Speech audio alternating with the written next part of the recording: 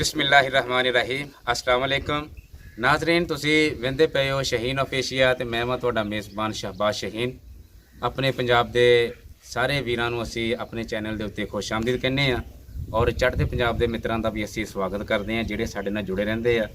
असीं तुहानूं अपने इस चैनल दे राहीं अपने पंजाब दा कल्चर और अपने पंजाब दी सकाफत और सकाफत के नाल जुड़े हुए लोगों का अहवाल तो जुड़े हुए लोगों के नाल असीं तुहानूं मिलाਉਂਦੇ हाँ।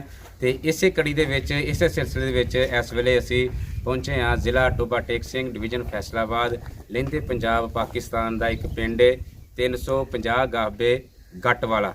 इत्थे साडे नाल साडे भाई मौजूद ने आमर साहब। इन्हां दा तुसीं वेख रहे हो कैटल फार्म भी है, ये गाइयां ते मੱਝਾਂ भी इन्हां ने पाल रखियां ने और खेतीबाड़ी भी करते हैं। एग्रीकल्चर जरई फार्म भी है इन्हां दा और ये नाल पंजाब का सब तो महंगा तो एक अणख वाला जोड़ा शौक आ ढग्गियां के शिकार का शौक करते हैं, बैल दौड़ का। तो असीं इन्हां नाल गलबात करते हैं कि कदों तो इन्हां नूं शौक आया तो किहड़े तरीके नाल मैनेज करते हैं। जी अस्सलाम वालेकुम जी। वालेकुम सलाम जी। अमर भाई सब तो पहले असीं तुहानूं अपने चैनल ते वैलकम कहने हैं, तुसीं सानूं अपने कीमती वेले नाल नवाजिया जी। बहुत शुक्रिया जी तुसीं साडे कोल आए, असीं तुहानूं खुश आमदीद करने हैं जी। अच्छा जी अमर साहब साडे नाज़रीन लहिंदे पंजाब तो सानूं वेखदे और चढ़दे पंजाब तो भी साडे मित्र सानूं वेंदे आ ते असीं अज अपने मित्रां दे नाल शेयर करांगे तुहाडा तजर्बा तुहाडा एक्सपीरियंस कि तुसीं कैटल फार्म भी बनाया और इहदे नाल तुसीं ढग्गियां दा शौक भी करदे आ। हाँ जी हाँ जी। ये तुसीं शौक किदों तो शुरू कीता ढग्गियां दा जी? ढग्गियां दा शौक सानूं 35 साल तो है जी। 35 साल तो असीं भजा रहे हैं जी। अच्छा जी। हाँ जी। वो किस तरह शौक आया तुहाडे, किस तरह कि तुहाडी फैमिली शौक आया जी? ਇਹ ਸਾਡੇ ਤਾਇਆ ਜੀ ਸੀ ਚੌਧਰੀ ਅਖਤਰ ਅਨਵਰ ਵਕੀਲ ਸਾਹਿਬ ਜੀ, अच्छा जी। ਉਹਨਾਂ ਨੂੰ ਸ਼ੌਕ ਸੀ। हाँ जी। ਉਸ ਤੋਂ ਬਾਅਦ ਫਿਰ ਸਾਡੇ ਵਾਲਦ ਸਾਹਿਬ ਸੀ, ਉਹਨਾਂ ਤੋਂ ਬਾਅਦ ਫਿਰ ਹੁਣ ਅਸੀਂ ਕਰ ਰਹੇ ਹਾਂ ਜੀ। ਅੱਛਾ। ਤਕਰੀਬਨ 35 ਸਾਲ ਤੋਂ ਜੀ ਇਹ ਸ਼ੌਕ ਕਰ ਰਹੇ ਹਾਂ। ਤੇ ਤੁਸੀਂ ਆਪਣੇ ਸ਼ੌਕ ਦੇ ਵਿੱਚ ਨਾਮਵਰ ਬੈਲ ਕਿਹੜੇ ਕਿਹੜੇ ਰੱਖੇ? ਕਦੋਂ ਤੋਂ ਤੁਸੀਂ ਨਾਮਵਰ ਹੋਏ, ਇਲਾਕੇ 'ਚ ਮਸ਼ਹੂਰ ਹੋਏ ਤੁਹਾਡੇ ਬੈਲ ਪਹਿਲੇ ਨੰਬਰਾਂ 'ਚ ਤੁਸੀਂ ਕਦੋਂ ਤੋਂ ਆਉਣ ਲੱਗੇ ਜੀ? ਅਸੀਂ ਜੀ ਪਹਿਲਾਂ ਰੱਖਿਆ ਸੀ ਇੱਕ ਪੀਲਾ ਬੈਲ ਤੇ ਸਾਵਾ ਬੈਲ ਜੀ, ਉਹ ਮਾਸ਼ਾਅੱਲਾ ਬਹੁਤ ਚੈਂਪੀਅਨ ਸੀ। ਉਸ ਤੋਂ ਬਾਅਦ ਬਿੱਲਾ ਤੇ ਭੋਲਾ ਆ ਰਿਹਾ ਜੀ, ਇੱਕ 70,000 ਬੋਲੋ ਸੀਗਾ ਜੀ। ਅੱਛਾ ਜੀ। ਤੇ ਉਸ ਤੋਂ ਬਾਅਦ ਹੁਣ ਜੀ ਬੱਗਾ ਸੋਹਣਾ ਬੈਲ ਆ ਜੀ ਸਾਡੇ ਕੋਲ। ਅੱਛਾ ਜੀ। ਹਾਂਜੀ ਹੁਣ ਇਹ ਮਾਸ਼ਾਅੱਲਾ ਬਹੁਤ ਚੰਗਾ ਭਜਦਾ ਜੀ।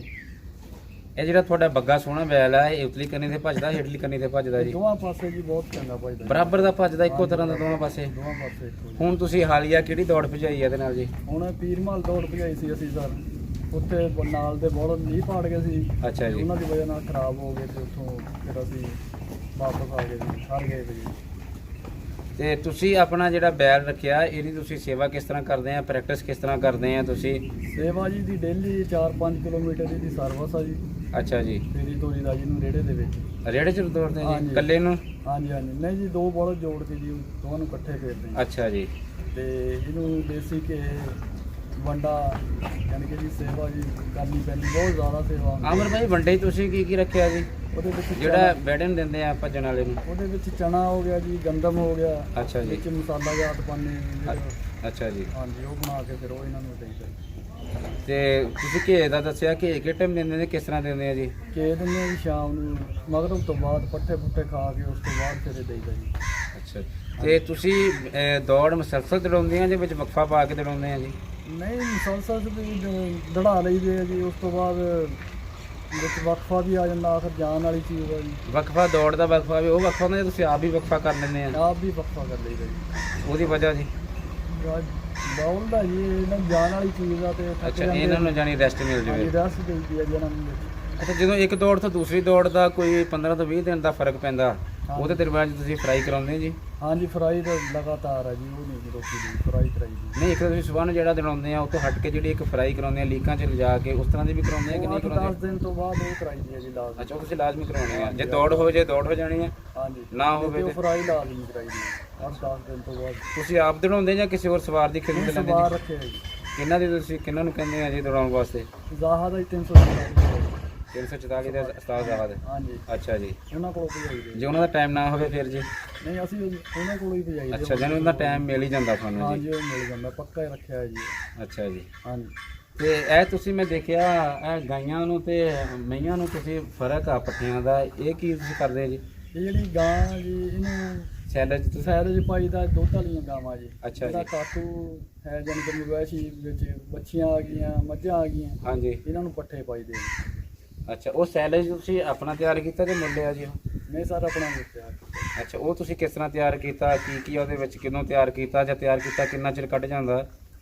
ਉਹ ਜੀ ਤਕਰੀਬਨ 40 ਦਿਨ ਵਿੱਚ ਤਿਆਰ ਹੁੰਦਾ। ਮੱਕੀ ਦਾ ਸੈਲਜ ਬਣਦਾ ਜੀ ਇਹ। ਅੱਛਾ ਜੀ। ਬਾਹਾਂ ਛੱਲੀ ਵਿੱਚ ਹੀ ਛੱਲੀ ਹੁੰਦੀ ਹੈ, ਕੁਦਰ ਹੁੰਦੀ ਹੈ ਅੱਛਾ ਜੀ। ਉਸ ਦੇ ਵਿੱਚ ਨਮਕ ਵਗੈਰਾ ਜੋ ਬਾਦੀ ਨਾ ਹੋਵੇ। ਤੁਸੀਂ ਕਿਹੜੇ ਸਾਲ 'ਚ ਕਿੰਨੀ ਵਾਰੀ ਤਿਆਰ ਕਰਦੇ ਆ, ਕਿਹੜੇ ਸੀਜ਼ਨ ਤਿਆਰ ਕਰਦੇ ਆ ਸੈਲਜ? ਅਸੀਂ ਮਕਈ ਦੀ ਜਦ ਕਾਸ਼ਤ ਹੁੰਦੀ ਹੈ ਉਦੋਂ ਹੀ ਤਿਆਰ ਕਰੀਦਾ ਜੀ। ਅੱਛਾ, ਸਾਲ 'ਚ ਇੱਕ ਵਾਰੀ ਤਿਆਰ ਹਾਂਜੀ, ਤੁਸੀਂ ਇੱਕੋ ਕਰਦੇ ਹੋ? ਵਾਰੀ ਤਿਆਰ ਹੁੰਦੇ ਜੀ। ਅੱਛਾ, 40 ਦਿਨ ਲੱਗਦੇ ਆ ਜੀ ਤਿਆਰੀ 'ਚ? ਹਾਂਜੀ 40 ਦਿਨ ਤੋਂ ਕੀ ਬਾਅਦ ਤਰੀਕਾ ਕਰਨਾ? ਇਸਤੇਮਾਲ ਪਹਿਲੇ ਦਿਨ ਤੁਸੀਂ ਲੈ ਆਉਂਦੇ ਜਿਹੜੇ ਕੱਚੀ ਛੱਲੀ ਹੁੰਦੀ ਆ, ਹਾਂਜੀ ਉਦੋਂ ਤੁਸੀਂ ਛੱਲੀ ਸਮੇਤ ਟਾਂਡੇ ਲੈ ਆਉਂਦੇ ਆ? ਹਾਂਜੀ ਹਾਂਜੀ। ਫਿਰ ਤੁਸੀਂ ਬਾਅਦ 'ਚ ਅੱਗੇ ਕੀ ਕਰਦੇ? ਕੁਤਰ ਲੈਣਾ ਜੀ। ਅੱਛਾ ਕੁਤਰ ਕੇ ਉਹ ਫਿਰ ਦਬਾ ਦੇਣਾ। 40 ਦਿਨ ਬਾਅਦ ਉਹ ਫਿਰ ਇਸਤੇਮਾਲ ਹੋ ਜਾਂਦਾ। ਜੋ ਤੁਸੀਂ ਦਬਾਉਂਦੇ ਵਿੱਚ ਕੋਈ ਚੀਜ਼, ਕਿਹੜੀ ਚੀਜ਼ ਲਾ ਕੇ ਦਬਾਉਂਦੇ? ਨਮਕ ਵਗੈਰਾ ਜੀ, ਇਹ ਮਸਾਲਾ ਜਾਤ ਹੀ ਹੁੰਦੇ ਆ ਜੀ, ਪਾਈਦੇ ਆ ਜੀ ਵਿੱਚ ਬਸ। ਅੱਛਾ ਜੀ। 40 ਦਿਨਾਂ ਤੋਂ ਬਾਅਦ ਤੁਸੀਂ ਕੱਢ ਕੇ ਫਿਰ ਰੱਖ ਲੈਂਦੇ ਆ ਸਟੋਰ ਕਰਕੇ ਜੀ? ਨਹੀਂ ਉੱਥੋਂ ਹੀ ਇਸਤੇਮਾਲ ਕਰੀ ਜਾਈਦਾ। ਅੱਛਾ, ਤੁਸੀਂ ਉਹ ਜਿਹੜਾ ਕੋਈ ਬਣਾਇਆ ਟੋਆ ਬਣਾਇਆ, ਉਹਦੇ ਵਿੱਚੋਂ ਤੁਸੀਂ ਆਪਣਾ ਕੱਢ ਲੈਣਾ ਜਿੱਥੇ ਤੁਸੀਂ ਦਬਾਉਂਦੇ ਆ, ਹਾਂਜੀ ਹਾਂਜੀ ਤੇ ਡੇਲੀ ਫਿਰ ਤੁਸੀਂ ਉੱਥੋਂ ਹੀ ਹੱਥ ਲੈ, ਜਿੱਦਾਂ ਤੂੜੀ ਆਪਾਂ ਪਾਈ ਦੀ ਆ ਧੜ ਦੇ ਹਾਂਜੀ ਵਿੱਚੋਂ, ਹਾਂਜੀ ਇਸੇ ਤਰ੍ਹਾਂ ਸੇਮ ਉਸੇ ਤਰ੍ਹਾਂ ਹੀ? ਇਸੇ ਤਰ੍ਹਾਂ। ਅੱਛਾ, ਤੁਸੀਂ ਉਸੇ ਤੋਂ ਆਪਣੀ ਜ਼ਰੂਰਤ ਦੇ ਮੁਤਾਬਕ ਕੱਢਦੇ ਰਹਿੰਦੇ ਆ? ਹਾਂਜੀ ਹਾਂਜੀ ਇਸਤੇਮਾਲ ਕਰੀ ਜਾਈਦਾ ਜੀ। ਅੱਛਾ, ਇਹ ਸੈਲਜ ਦੇ ਨਾਲ ਦੁੱਧ ਦੇ ਫਰਕ ਪੈਂਦਾ ਦੁੱਧ ਦਾ ਜੀ? ਹਾਂਜੀ ਬਹੁਤ ਜ਼ਿਆਦਾ ਜੀ। ਅੱਛਾ ਜੀ। ਹਾਂਜੀ ਤੇ ਇਹ ਜਿਹੜਾ ਸੀ ਵੰਡਾ ਖਲ ਵਗੈਰਾ ਉਹ ਵੀ ਤੁਸੀਂ ਨਾਲ ਕਰਦੇ ਜਾਂ ਸਿਰਫ ਸੈਲਜ ਹੀ ਰੱਖਦੇ? ਨਹੀਂ ਵੰਡਾ ਵੀ ਪੈਂਦਾ ਨਾਲ, ਖਲ ਵੀ ਪੈਂਦੀ ਹੈ ਜੀ, ਤੇ ਨਾਲ ਇਸਤੇਮਾਲ ਹੁੰਦੇ, ਲੇਕਿਨ ਕੰਮ ਇਸਤੇਮਾਲ ਹੁੰਦੇ। ਅੱਛਾ, ਇਹ ਗਾਈਆਂ ਨੂੰ ਸਿਰਫ ਦਿੰਦੇ ਆ ਕਿ ਮੱਝਾਂ ਨੂੰ ਵੀ ਦਿੰਦੇ ਆ ਜੀ ਸੈਲਜ? ਮੱਝਾਂ ਵੀ ਖਾ ਲੈਂਦੀਆਂ, ਲੇਕਿਨ ਅਸੀਂ ਜ਼ਿਆਦਾਤਰ ਗਾਵਾਂ ਹਾਂ, ਮੈਂ ਦੇਖਿਆ ਨਾ ਕਿ ਤੁਸੀਂ ਮੱਝਾਂ ਵੀ ਦੁੱਧ ਵਾਲੀਆਂ, ਉਹਨਾਂ ਨੂੰ ਤੁਸੀਂ ਸੈਲਜ ਨਹੀਂ ਰੱਖਿਆ, ਹਾਂਜੀ ਸਿਰਫ ਗਾਈਆਂ ਵਾਸਤੇ ਹੀ ਰੱਖਿਆ। ਹਾਂਜੀ ਮੱਝਾਂ ਵੀ ਖਾਂਦੀਆਂ ਜੀ, ਲੇਕਿਨ ਜ਼ਿਆਦਾ ਇਸਤੇਮਾਲ ਇਹਨਾਂ ਨੂੰ ਗਾਵਾਂ ਨਹੀਂ ਕਰੀਦਾ ਜੀ। ਅੱਛਾ, ਇਹ ਤੁਸੀਂ ਪ੍ਰੋਪਰ ਇੱਕ ਕੈਟਲ ਫਾਰਮ ਦੀ ਸ਼ਕਲ ਦਿੱਤੀ ਆ, ਖੁਰਲੀ ਵੀ ਬੜੇ ਤਰੀਕੇ ਨਾਲ ਬਣਾਈ ਆ, ਪਾਈਪ ਵਗੈਰਾ ਲਾਏ ਆ, ਹਾਂਜੀ। ਔਰ ਦੋਨਾਂ ਪਾਸੇ ਪਾਰਟੀਸ਼ਨ ਕੀਤੀ ਆ।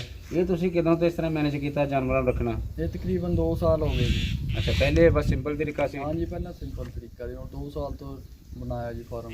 ਅੱਛਾ, ਇਹਦੇ ਵਿੱਚ ਤੁਸੀਂ ਇਦਾਂ ਫਾਰਮ ਬਣਾਉਣ 'ਚ ਕੀ ਬਿਹਤਰੀ ਮਹਿਸੂਸ ਕਰਦੇ? ਪੱਠੇ ਖਾਣ 'ਚ, ਜਾਨਵਰਾਂ ਦੇ ਸਾਂਭਣ 'ਚ? ਹਾਂਜੀ ਖੁੱਲੇ ਫਿਰਦੇ ਆ ਜਾਨਵਰ, ਇਹਦੇ ਵਿੱਚ ਸਿਹਤ ਸਹੀ ਰਹਿੰਦੀ ਹੈ ਜੀ ਇਹਨਾਂ ਦੀ। ਅੱਛਾ ਜੀ। ਹਾਂਜੀ ਤੇ ਤੁਸੀਂ ਸਾਡੇ ਕਾਸ਼ਤਕਾਰ ਭਰਾਵਾਂ ਨੂੰ ਜਿਹੜੇ ਸ਼ਿਕਾਰੀ ਵੀ ਨੇ, ਉਹਨਾਂ ਨੂੰ ਤੁਸੀਂ ਕੀ ਪੈਗਾਮ ਦਿਓਗੇ? ਪੈਗਾਮ ਇਹ ਹੈ ਜੀ ਵੀ ਖੇਤੀ ਬਹੁਤ ਅੱਛੀ ਹੈ, ਅੱਛਾ ਜੀ। ਤੇ ਆਪਣੀ ਮਿਹਨਤ ਕਰੋ, ਕਮਾਓ ਤੇ ਖਾਓ ਜੀ।